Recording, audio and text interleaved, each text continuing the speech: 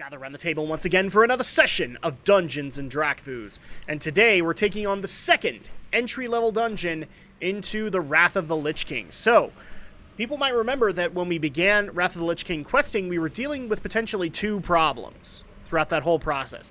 One of which was the Lich King and the Undead Scourge and having to deal with all that.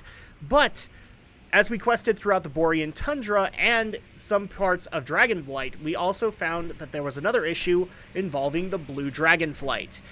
And that is that they are basically trying to steal all the world's magic, hoard it for themselves, because Malygos, the aspect of the Blue Dragonflight, has decided we are no longer worthy of that. So we must go into his realm and stop that process. So, welcome back everybody, happy Tuesday. And here we go as we step into the Nexus. There are technically 3 dungeons here, but this is going to be the first one. Let's go ahead and start things up with the Nexus, but first, going into the lore. So, Nexus.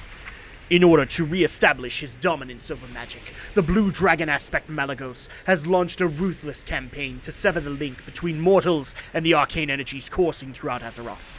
To this end, his Blue Dragonflight is redirecting the ley lines of the world to the Nexus, Malygos' towering lair.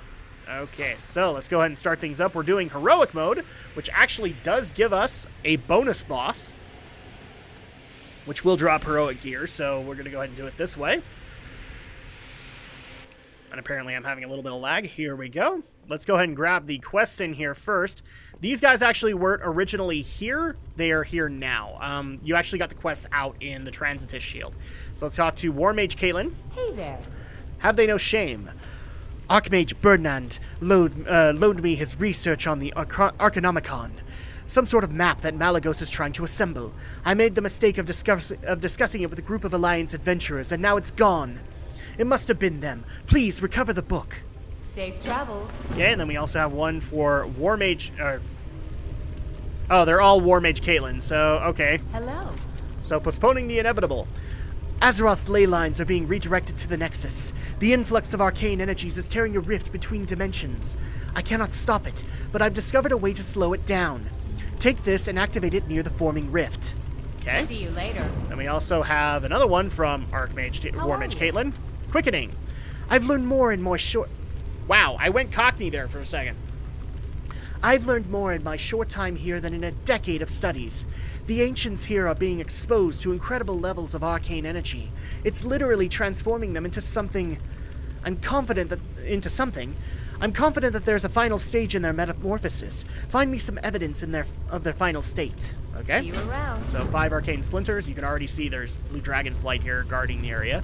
And then finally, more War Mage Caitlin. This is a very unusual place. The magic I'm channeling to try to repair the ley lines should be tearing my body apart, but I feel incredible. So, Prisoner of War. Malygos has taken Karastraza to serve as his consort. We cannot allow this to come to pass. You must do whatever it takes to spare her such a fate, Blood Elf. Okay, this is actually something that we did cover, and I'll try and track down the Tale of Drakfu part where we actually go into the Nexus storyline at the Transitus Shield. Because people might remember, we freed a red dragon named Karastraza to basically declare war on Malygos. He didn't take it very well, and thus captured Karastraza. And actually, this is where you finally come into contact with her again. So let's go ahead and get things started. I'm going to go ahead and get things started the traditional way in the Nexus.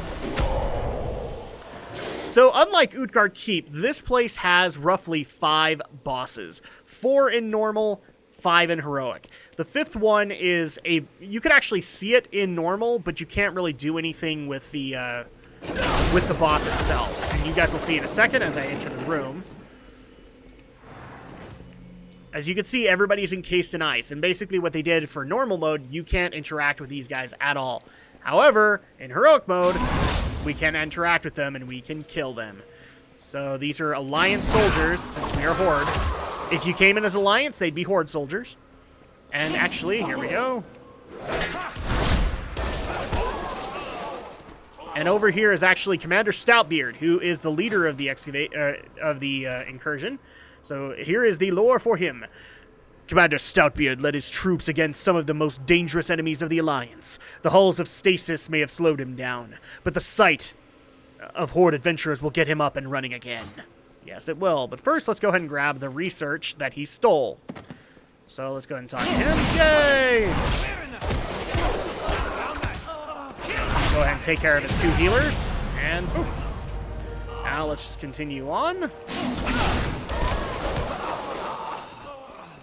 And deeper into the Nexus we must go.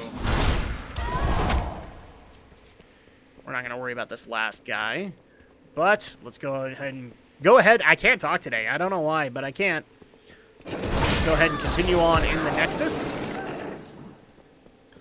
To our first official boss, which is Grand Magus Telestra.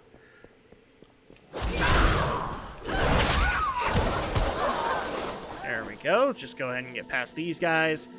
And we just have a couple of other mage hunters to take care of. Not like they matter too much. And here is Grand Magus Telestra. Let's go ahead and go into her lore. It is rumored the Grand Magus Telestra tutored Prince Kael'thas. Though she believed the prince allying with the Naga was foolish, she could not support Dalaran imprisoning her people. Malagos only needed to remind her of this betrayal to gain her as an instructor for his mage hunters. So she is technically a blue dragon in disguise. You know what they say about it. And she's basically also the embodiment of mages. That's actually the deal with her strategy in the fight, is that eventually she'll split off and you get an arcane, a fire, and a frost version of her. Okay, so we just took her... What was it, a ring? No, it was a wrist. Okay. So here we go again, continuing on. Fun fact, if you're playing in Legion, you actually have 2 artifacts that can be obtained from the vaults of the Nexus. One is for Disciplined Priests, and I believe the other one is for... Yeah, it's for Arcane Mages. It's the Staff of Egwin. Not remembering their names off the top of my head, but here is the next room, the Rift. So remember, we were told to stop a rift that was forming in here. This is the room in particular they're talking about. Yeah, let's go ahead and take care of these guys. And it's a pretty nasty looking area. You also do go in here for the legendary staff in Cataclysm. You will revisit the Nexus because of the internal strife that's happening with the blue dragonfly at that time. And they did actually have like a separate event play out for that staff where you come back to this room in the Nexus and stop their plots there. So the Nexus has been used quite a bit, and I love this area. I actually got a little annoyed of it in Wrath of the Lich King just because it's blue everywhere, but oh man, did I miss it as soon as Cataclysm hit. And at that point, loved whenever I got the opportunity on an alt to go through the Nexus again. Because it doesn't take that long. It's a pretty long dungeon, but if you know how to run it, it doesn't take that long. So here's the next boss, Anomalous. Let's go ahead and look into his lore. Directing so much of Azeroth's arcane energy through the Nexus has created tears in reality. As Malagos' forces try to drive back invading creatures, the chaotic arcane power has taken form as Anomalous. If the creature is not stopped, it will unmake everything it can touch. Alright, so let's go ahead and take on Anomalous. Fist of Fury! So we would technically have to take care of those rifts. But thankfully I nuked him fast enough that that's not an issue. Okay, so that's 3 bosses of 5. And thankfully we can just keep moving on. Keep on moving. So let's jump down here. Oh, oh, for a second there I thought I wasn't going to make it. Oh, crap, I'm going to have to run back. First time this has happened in a while. Take care of the chaotic rift. So now we enter the next room, which is, wow, full of icy trees. And also ancients. So night elf ancients. And dryads. Okay, well, let's take care of these guys then.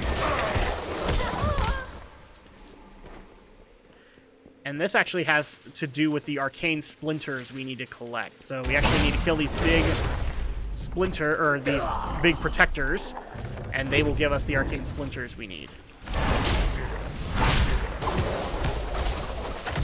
Now, the other sad part about this area is that it is kind of a gauntlet because these guys will continue to respawn, these little flower guys.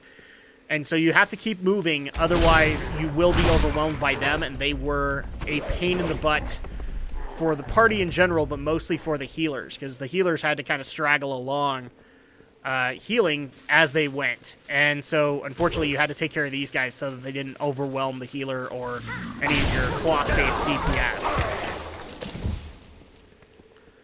Which, for an impatient tank, drove them nuts. I was not one of them, because I actually like to play it safe, but I knew a lot of people who just hated this gauntlet run as a tank, because it just took forever to get anything done. Okay, let's bring these guys back.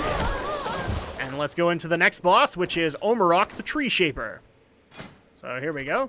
The incredible arcane energies of the Nexus have transformed the Singing Gardens and its guardians. Ormarok's simple mind has become obsessed with the energies transforming him. For those who would interrupt his contemplations, he has few words, but a mountain of violence. Okay, so let's take care of Ormarok the Tree Shaper. It's not like we're worried about him, but, you know, there you go. Girdle of Ice. Okay. So now you could take this shortcut to the other entrance. You could technically start from Ormarok and make your way back, but certain rooms wouldn't be available to you by that point. So thankfully we went this way, which is just a very clear-cut way to the end. We're not going to worry about this protector because we have all of the splinters we need. And all you have to do is just go over to this next room, which is where they are holding Karastraza. Except they're also kind of shaping her and recreating her as a consort to Malygos. So if people remember the last quest that we did with her, we actually took care of one of Malygos' prime consorts, and he basically said, well, okay, you're taking her place. And so he started twisting her into kind of a weird hybrid of blue and red. So all you have to do with this is take these crystals, or these containment spheres, and activate them so that you can free her. And unfortunately, she will turn on us. So let's go ahead and go into the lore before we free her. So Karastraza. Whether the tortures inflicted on Karastraza were revenge for the death of Saragossa, or a misguided attempt to turn her into an ally, is known only to Malygos. Regardless of his intent, her allies have heard her cries of anguish and disturbing whispers of her diminishing mind. Alright, so do this. Preserve? Why? There's no truth in it. No. So this is what a lot of people like to call the intense cold boss, because if you stay in place, this intense cold debuff would eventually kill you. It does damage, and it sucked. So you actually had to... We've already killed her, but what you had to do is basically like continue jumping while you were attacking so that you could maintain... or basically, the more movement you kept going, the less stacks of intense cold you'd have.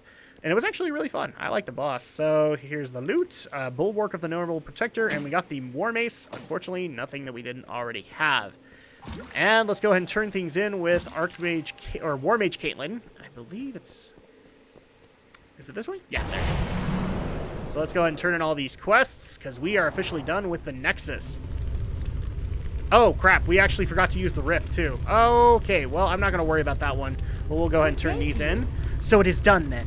Our kind shall never forget the sacrifice Karastraza has made for this cause. See you Okay. around. And we also have this one. You need something? Quickening, the crystalline ancients. Do they exist? Yes, they do. Fascinating. And they're aggressive too, you say? That would suggest that some intelligence is behind this manipulation. It may not be natural at all. Have a good one. Okay, and then... Also this one. Please, Drakfu, tell me you found the book. Yes, I did. You found it. Yes, it's all here. Please, take this with my gratitude. And we get some shoulders out of it. Safe travels. And then with this one, what would we have got? Just some gloves. Okay, so I'm not necessarily going to worry about that one. I think that's actually going to go ahead and do it for the Nexus. So thank you guys so much for watching. We'll be back with even more Wrath of the Lich King dungeons next week. But of course, stay tuned. Obviously, I will have the video on Wednesday, first of all, with the Tale of Drakfu, as well as some Diablo. So you have lots to look forward to, and we'll see you guys then.